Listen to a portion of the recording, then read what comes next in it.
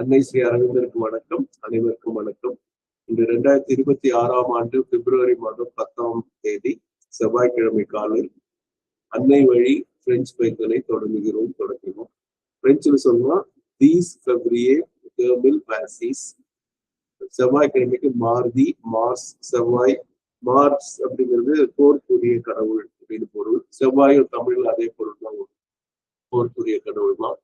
இதுல வந்துட்டு இங்கிலீஷ்ல 10th February 2026 டியூஸ்டே. இன்னைக்கு அமைதியை பத்தி அன்னை சொல்ற அருள் வாக்கு. இல்லையாப்பா the plus grand paix the self the mental pure. இல்லையாப்பானா இல்லன்னு அர்த்தம். the plus grand paix அப்படின்னு சொன்னா, அதாவது இந்த கம்பேரிட்டிவ் இதுன்னு சொல்லுவாங்க, இதை விட அப்படின்னு சொல்லும் போது, அதாவது மோர் கிராண்ட் கிரேட் பீஸ் அப்படின்னு அர்த்தம். கிராண்ட்னா கிரேட், மோர் கிராண்ட் சொல்றேன்னு கிரேட்டர் பீஸ்ன்னு சொல்லலாம். இந்த கேர்ன் இந்த இடத்துல தட்டுங்கிற அர்த்தம் வரும். தட்டுங்கிறது தேன்ங்கிற அர்த்தம். பொதுவா தட்டு வரும், இந்த இடத்துல தேன் வரும். ஸோ இல்லையாப்பா த பியூ கிராண்ட் பே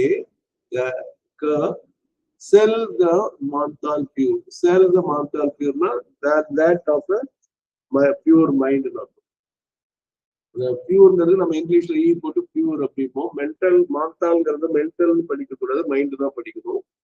அந்த மாந்தால்ங்கிறது யூஎன் இருக்கிறதுனால கன்ஃபார்ம்டா அது வந்து மாஸ்குலின் தான், மாற்றமில்லை. அப்புறம் டிஇ பிளஸ் யூஎன் இருக்கும்போது அது வந்து த பிளஸ் அப்படின்னு போட்டுருக்காங்க. அங்க மேல வந்து பே வந்து லா பேன்னா நம்ம படிச்சிருக்கோம். இதோட தலைப்பே லா பேன்னு தான் இருக்கும். மேல கொண்டே காட்டப்படும். இந்த லாபே அப்படின்னு லாபே அப்படிங்கிறது அது ஃபெமினைன் தான். ல அப்படின்னு வந்தாங்கன்னா மேஸ்குலின், எல்ஏ வந்ததுன்னா கண்டிப்பா அது வந்து ஃபெமினைன். அதனால இந்த கிராங்கிறது GRAND மட்டுமே இருக்கும். அது மேஸ்குலினா இருந்ததுன்னா, ஃபெமினைனா இருக்கும்போது கிராண்ட் வரும். அப்போ இல்லையாப்பா த பியூ கிராண்ட் பே செல் அப்படின்னா இந்த செல் வந்து அந்த பேக்கு தான் போகுது. இல்லாட்டி அது அந்த மாதிரி 2 எல்லோட இருக்கு. அது சிஎல்லோட நிற்கும் மாஸ்குலின். இந்த சின்ன சின்ன குறிப்புகளை நீங்க ஞாபகம் வச்சு. இல்லையாப்பா the pure grand pay sell the menthol pure. இது வந்து ஒரிஜினல்ல பாத்தீங்கன்னா அன்னையோடைய கையெழுத்திலே இருக்கு. பிரெஞ்சுல சொல்லும் போது இங்கிலீஷ்ல தான் இருக்கிற மாதிரி வரும். There is no greater peace than that of a pure mind. There is no greater peace than that of a pure mind. இதை வந்து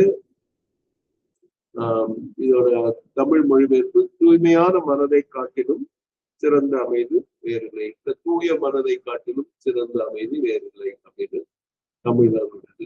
இறுதியாக ஒரு முறை மீண்டும் ஒரு முறை பிரெஞ்சுல படிச்சு நிறைவு செய்கிறோம். இல்லையாப்பா the plus grand paix que celle de mental pure. Merci beaucoup à tous. Merci.